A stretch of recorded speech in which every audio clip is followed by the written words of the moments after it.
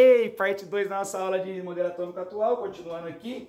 Pay attention, please. Olha só, a gente falou do Heisenberg num primeiro momento, com o conceito de orbital.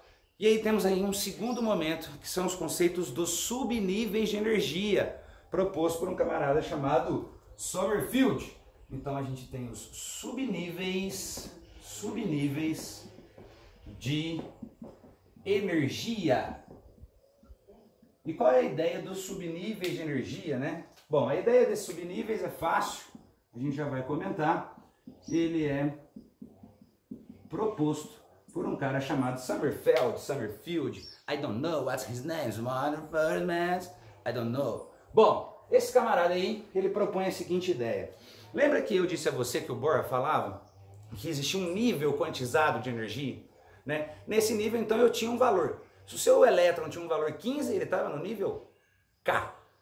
Lembra que eu me afasto do núcleo e aumento o valor? Se ele estivesse ali no nível L, ele poderia ter, sei lá, 30 de energia. Então 15 no primeiro nível, 30 no segundo. E se ele tivesse 20, ele estava onde? No modelo de Bohr não tinha essa ideia. O Sommerfeld propõe essa ideia dos subníveis de energia. O que seria um subnível de energia? Bom, eu vou tentar te mostrar o que seria um subnível, por exemplo, P. Tá? Se eu pegar o eixo cartesiano, x, y, e eu colocar um orbital em cada um desses níveis, eu tenho aqui um orbital, eu tenho aqui outro orbital, px e py, amarra 4 balãozinhos pelo bumbum, você vai saber o que eu estou falando.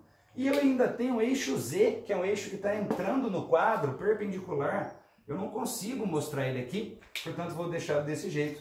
E teria então aqui, ó, um terceiro orbital. O que eu tenho aqui, galera, é um conjunto de 3 orbitais. E esse conjunto de 3 orbitais vai mostrar para mim o subnível P. Isso aqui tudo é o que eu chamo de subnível P.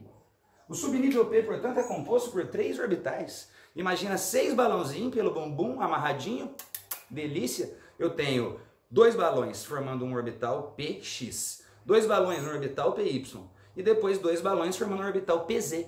São 6 balões, todos eles conectados. Esse conjunto de 6 balõezinhos aqui, cada 2 representa um orbital, eu tenho então 3 orbitais. E aqui eu consigo ter, ai meu Deus, quase caí, infinitos níveis de energia. São vários, dependendo de onde o elétron estiver rodando.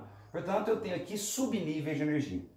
Qual o conceito que a gente tira a partir desses subníveis? Na realidade, um subnível é um conjunto de orbitais. O subnível S, ele vai ser representado por um quadradinho só, porque ele só tem um orbital, só o S, só aquela esfera.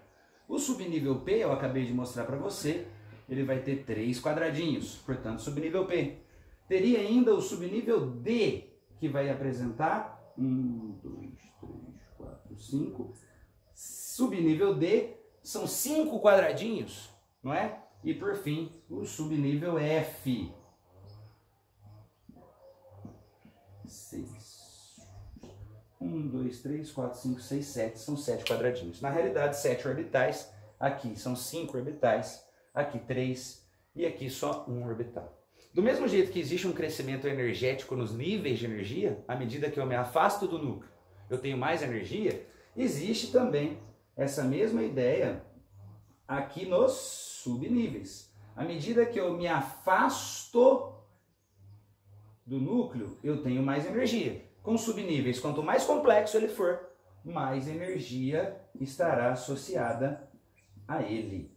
Maravilha? Portanto, subnível F é mais energético que o subnível S. Maravilha? Se os dois estiverem na mesma camada, obviamente. Bom, o que acontece ainda aqui é que eu queria te mostrar mais uma ideia. E essa ideia é interessante, para você não precisar decorar aqueles numerozinhos do Linus Pauling, né? Daqui a pouco a gente vai ver o Linus Pauling. Mas lembra que eu disse que caberiam quantos elétrons em cada orbital? 2. Cada orbital cabe no máximo 2 elétrons. A gente vai ver que esses elétrons vão ser posicionados com spins contrários, eu vou falar de spin daqui a pouco. E esses spins são a rotação do elétron. Um elétron rodando para um lado, o outro rodando para o outro, dentro de um mesmo orbital. Portanto, quantos elétrons cabem no S? Se ele tem um quadradinho só, um orbital, são 2. O P tem 3 orbitais. 2 elétrons em cada, no máximo 6. O D São 5 orbitais. Com 2 elétrons em cada eu teria 10. E por fim o F eu teria no máximo 14 elétrons. Aquele númerozinho que você decora aí, né? 2, 6, 10, 14, vem da quantidade de elétrons que cabe em cada orbital. Suave a ideia de Sommerfeld? Maravilha? Vamos juntando com a ideia de Heisenberg e criando o nosso átomo. Suave? E aquele beijinho, tem mais.